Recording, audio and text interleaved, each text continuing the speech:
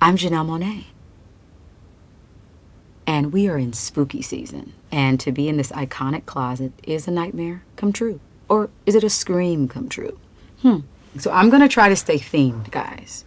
This is about horror. This is about Halloween. This is about the iconic films that paved the way for a lot of the new horror films that are out, okay? So I'm taking you through my thought process.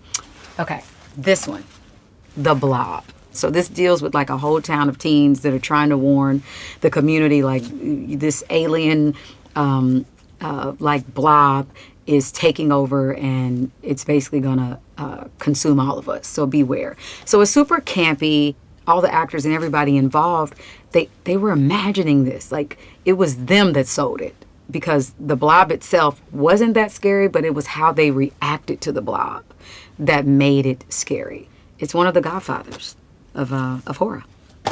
And then I love the opening music, the Blob of this. Like, oh, if you guys didn't know, in addition to being an actor, I also make music. So a lot of these films that I'm gonna pick, I love the music in them too.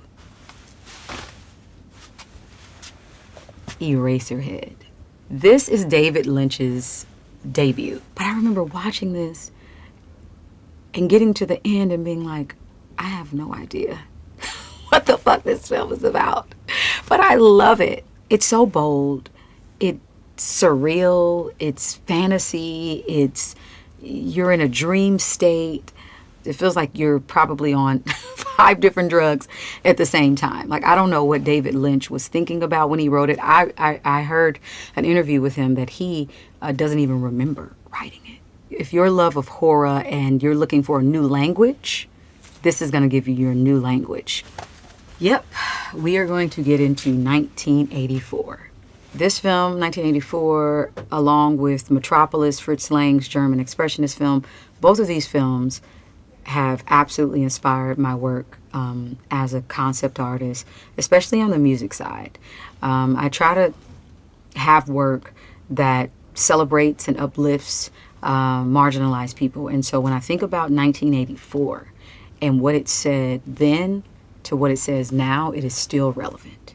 It talks about surveillance culture. It talks about the totalitarian societies and what happens when power goes unchecked. Oh, wow. Yeah, we have to do this one. Brazil, obrigada. Look, you think it's all that, but it's so much more. Oh my goodness. There's a connection between 1984 and this film, but I think they use a different tone to talk about it. Like humor is used in this, how it's shot, the zoom in shots, the color palette, everything about Brazil to me just represents creativity at its finest. And it has something to say, and you're rooting for the protagonist the whole time. When you think about ghouls, when you think about zombies, when you think about The Walking Dead, none of that would have existed if this had not come out in 1968, Night of the Living Dead. This is one of the most iconic horror films of its time and even now. And it talks about our environment and how our environments, I think it has something deep to say about radiation and what that does to our people, what that does to communities. The radiation in this film made all of the people in the cemetery who were dead come alive to eat other people and then infect them. So it did have something to say, and I think that you can't talk about Halloween, you can't talk about horror without Night of the Living Dead.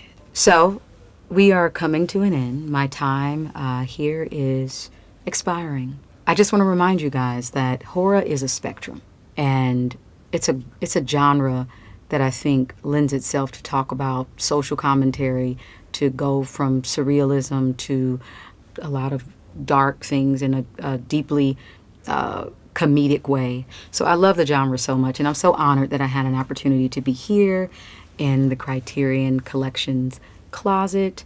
I love you.